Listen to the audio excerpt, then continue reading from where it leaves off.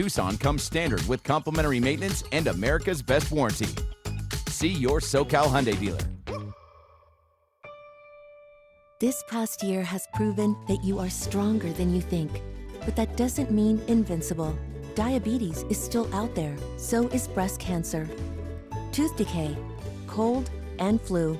Ultimate is here for it all, with health services for the whole family, including Medi-Cal, which now covers Californians 50 and older, regardless of their immigration status. Find out if you qualify today. In a league of their own, the NBC4 I-Team, getting results for you. Right now at 4, clean slate. President Biden announces he will pardon all federal offenses of simple marijuana possession. And a major ruling in the murder case involving a woman charged with killing 2 children with her car. And breaking news, a violent attack on the Las Vegas Strip. NBC4 News at 4 starts with breaking news. And we begin at 4 with that stabbing in Las Vegas. Thanks for joining us, everyone. I'm Carolyn Johnson. And I'm Michael Brownlee. 2 people are dead, 6 others wounded here on the Vegas Strip. It happened just before noon today near the Venetian Hotel and Casino. And we understand one person has been arrested. Police say he does not appear to be from Las Vegas. And just a short time ago, they provided an update saying this attack was unprovoked. Initial stabbing occurs on the sidewalk area. It appears unprovoked. There is no altercation beforehand. That stabbing occurs quickly, and then the suspect subsequently goes southbound on the sidewalk area and stabs additional victims. Law enforcement also released this new video of that suspect running away after the stabbings just moments before officers caught and arrested him. So far, they have not identified the suspect or the victims. All right, a major ruling during a pretrial hearing this afternoon for Rebecca Grossman, who was charged with murder after a crash that killed 2 young boys. The crash happened in Westlake Village back in 2020.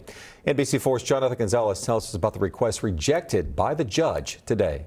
With no cameras in court today, a judge denied Rebecca Grossman's attempt to dismiss the blood test prosecutors say showed she was legally drunk when she hit and killed 2 boys in Westlake Village more than 2 years ago. For the family of the boys who were killed, 11-year-old Mark Iskander and his 8-year-old brother Jacob, today's hearing was yet another attempt to delay a long-awaited trial. I don't think the family will ever have closure, but it's very difficult to spend 2 years in court instead of home with your other surviving children. I think is really unjust. Julie Cohen attended today's pretrial hearing on behalf of her friend Nancy Iskander, the boy's mother. The defense argued the warrant for the blood test should be tossed out because of a technicality they say violated Grossman's Fifth Amendment rights. But the judge ultimately ruled Grossman was given a blood test for several reasons, including her admission to drinking before driving and that she was found a quarter mile away from the crash site. He denied that motion, and we're very grateful. Last week, Mark and Jacob were remembered at a vigil marking 2 years since Grossman hit them with her car as they were crossing the street in a Westlake Village crosswalk with their family. Grossman is facing second-degree murder charges after prosecutors say she hit the boys at more than 70 miles per hour on surface streets and continued driving, only stopping when her SUV eventually broke down. After the crash, Grossman posted a blood alcohol level of .08. Grossman maintains, though, that she didn't see the boys before hitting them and will stand trial on murder and manslaughter charges. I just want to say that we're never going to forget Mark and Jacob Iskander, and we will support and love this family and help them through this. If it takes another year, we will still be here helping them. Now, well, the judge today ruled that Grossman did not have her Fifth Amendment rights violated by the blood alcohol test. There will be one more hearing to determine whether her Fourth Amendment rights may have been violated by that test. That is set for November 1st, but still no word on when the trial will officially begin. Reporting in Van Nuys, I'm Jonathan Gonzalez, NBC4 News. No one should be in jail just for using or possessing marijuana.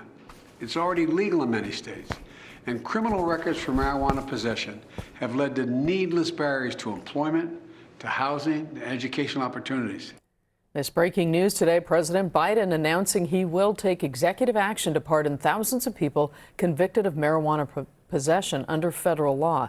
A senior administration official estimates more than 6,500 people with prior federal convictions for simple possession of marijuana will be pardoned. The president said he will encourage governors to take similar action with state offenses. NBC's Joss Letterman has the details.